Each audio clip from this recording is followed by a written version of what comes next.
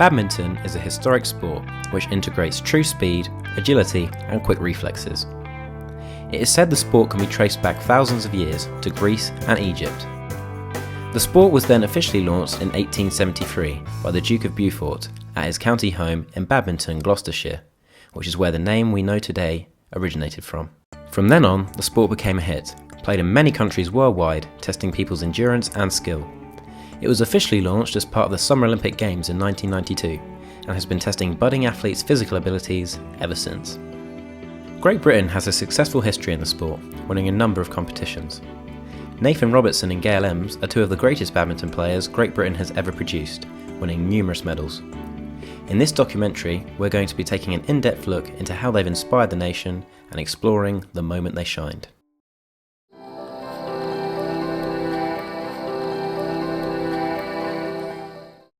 At a young age, Nathan and Gail both looked up to popular sports personalities of the time who were dominating the world of sport.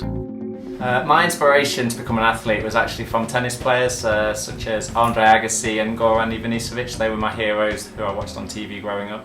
So I think, there wasn't much badminton on TV, so they were my inspiration. But hopefully we've inspired people by bringing badminton on TV a little bit in the last few years. As time went on, Nathan and Gail had to deal with the tough lifestyle which comes with becoming a professional athlete, but they swiftly became one of the most remarkable and successful pairs in British sporting history. Look at Mr. Robson and look at myself. Successful. Well, do you know what? I think you can have all the physical attributes. You can be really strong, you can be really agile around the court, you can have the best smash. At the end of the day, it's just a combination of everything. You need a little bit of strength, agility, flexibility, but there's no specific height or specific build which makes the perfect player, because everyone brings different strengths. But you need to have that mental toughness, that ability to really want to win. Well, in any sport, you need that extra little something to go out there and really perform. Anyone can say that they have been inspired by someone or something, and due to their overall success, Nathan and Gail have inspired many people around the UK. This especially applies to young enthusiastic athletes who aim to follow in their footsteps, such as Marcus Ellis and Lauren Smith, who are already very highly ranked in the national rankings. Well, first of all I started playing with my family back at home in Cumbria, and then I kind of started, the first big kind of thing of badminton that I watched was the Commonwealth Games in Manchester. I actually went to watch that live, and I remember getting a shuttle off Gail Emms signed, and I've still got it now, and that kind of really inspired me and really made me want to be able to compete at that level like them. I think when I was really young I saw a lot of different sports on TV, but the one thing that stuck out for me was racket sports, and I took both tennis and badminton up when I was really young, but for me at badminton I progressed so much quicker, and here we are today really.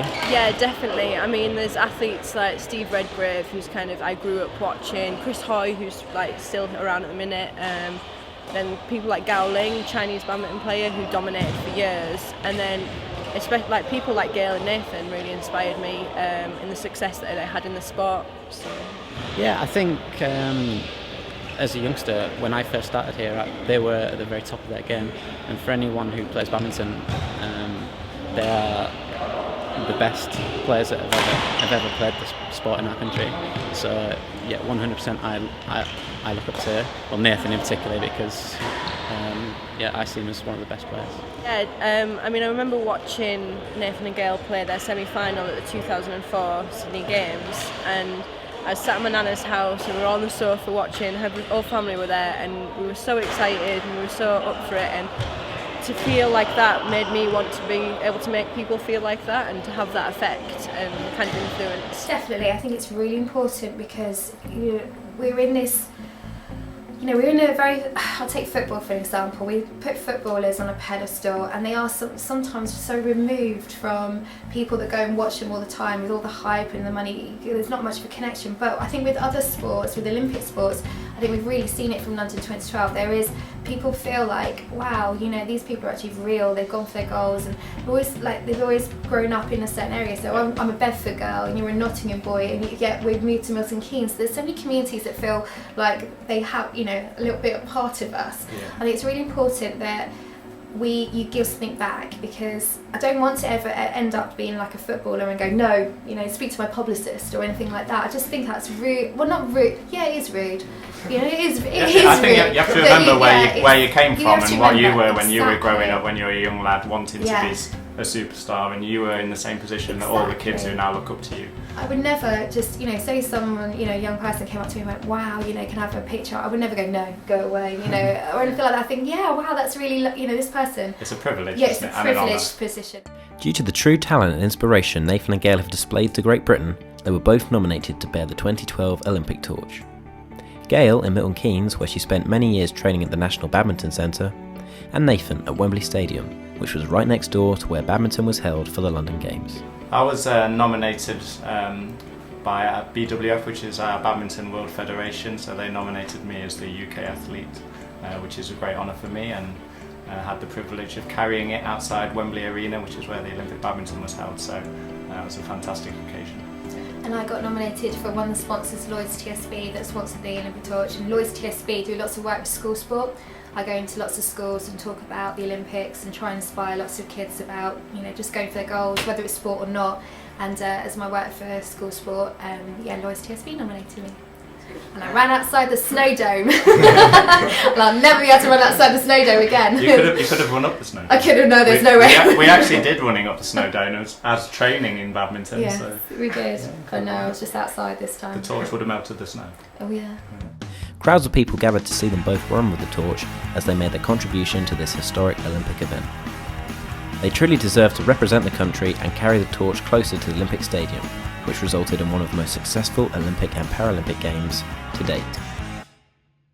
It's just weird. It is weird. I would like to say it's a one-off moment that you can never think about what it's going to be like. You know, when you get hold of the Olympic torch, you're the only person in the whole of the world at that time that's got the Olympic flame. And I remember waiting to collect the flame off the person who was handing it over to me and thinking, God, I'm actually going to be the only person in charge of. At that moment, you're in charge of making the games move forward. So if the flame goes out, the games are on pause. Yeah. So you know, that's your moment. I remember walking the first few steps, wanting it to last a long time, but then they were like, Yeah, you said that to me as Can well. you start running, please? And I was like, oh, I don't want to go that fast. I was like, right, I'm going to milk this. I've got 6 minutes. I'm going to make them like last as long You as don't want to possible. run too fast. And they went, excuse me, Gail, can you run a bit faster, please? I was like, all right, you know, I'll take my time. So yeah, I got told to move on. The initial feeling was, it's really heavy. I was like, oh my God, I'm going to carry this for 6 minutes. My arm was just going, no, it was just, it was, yeah, like that wow moment. It is a wow moment. You are the person with the Olympic flame right here, right now, at that moment, and so many people were there cheering for you and cheering, you know, and it is just, I was just like, I felt like a royal, you know, like when like the Queen doing royal waves. Yes, the hello everyone, spotlight's on you, hello, yes, hello people. You come to see me. Well, actually not. They come to see the torch. But, you know, just like me. It is. It is just, special, yeah. I remember when you do the kiss with the torch is where they pass on the flame, and just holding it there thinking, Please wow. work. I was like, yeah, mine's not lighting. And then they actually, you know, it lights up, and then you get told to jog on. Jog on. or slightly run on. So yeah, it is really special. Like you say, and after, I don't know how long it took, maybe 3, 4, 5 minutes. Yeah. But at the end of it, actually, your arm's really tired because you want to hold it as high as Yeah. possible. So I just wanted to it's carry pretty on. special. I was Yeah, like, you oh, want it it's to last. finished You want now. it to last longer and longer because Yeah. it's a really special moment.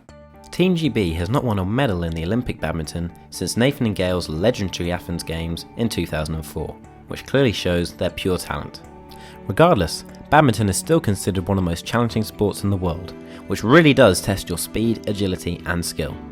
Both Nathan and Gail are one of the most successful, most inspiring and most talented pairs in sporting history, which is why they truly deserved to bear the 2012 Olympic torch. Rule the world. Rule the world. What are you doing in the future? I don't know. How badminton's legacy? Come on.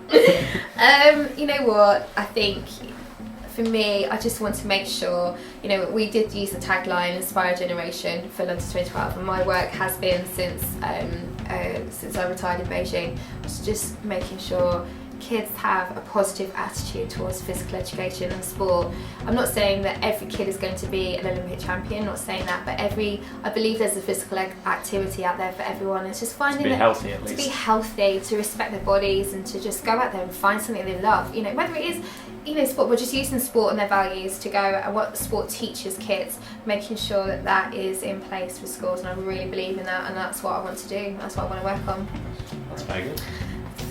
What I want to do, what's the Michael Jackson song, you know, for, do you know what is that? What am I thinking of? Heal the world, heal the world. Do you want to heal the world? World peace. Do you want to make it a better place? Make it a better place for you and for me and the inside. Well, what I'm going to do. What are you going to do? What I'm going to do. Join forces. Yeah. Well, are you an ambassador for Badminton? I am an ambassador. I'm an ambassador for Badminton. So we're both ambassadors. So yeah, we're going to take we're definitely going to help the sport that we love to start Yes. with, because it needs a little bit of help. So we need to steal as many children as we can from other sports and bring them into the badminton family. I don't think we should say steal children. No, we're just stealing them from other sports. So Okay. we're just making them feel that badminton's a better option for them. Right. So we try and get as many people involved in badminton as well, and we've been coaching kids anyway for the last 4 years at our coaching masterclasses. So we want to maybe continue to do that, and you know, GB badminton, we need some medals in the future as well, so for the future of the sport. So we need to find the talent for the future. I know I'll be going around to some of the performance centres to identify some talents. Wow. Yeah. Can you identify talent? I don't know. I haven't tried. Well, we will try. You did We'll ask see me if to we be do. a partner once. So you'll see. Oh yeah, you'll be alright. I was desperate, really desperate this time. Good talent spotter. Yeah. I think it was my dad actually. Maybe we should use him. Yeah, dad go around. Oh. They have both become ambassadors for the sport, searching for young talented athletes who may just be able to follow in their footsteps one day.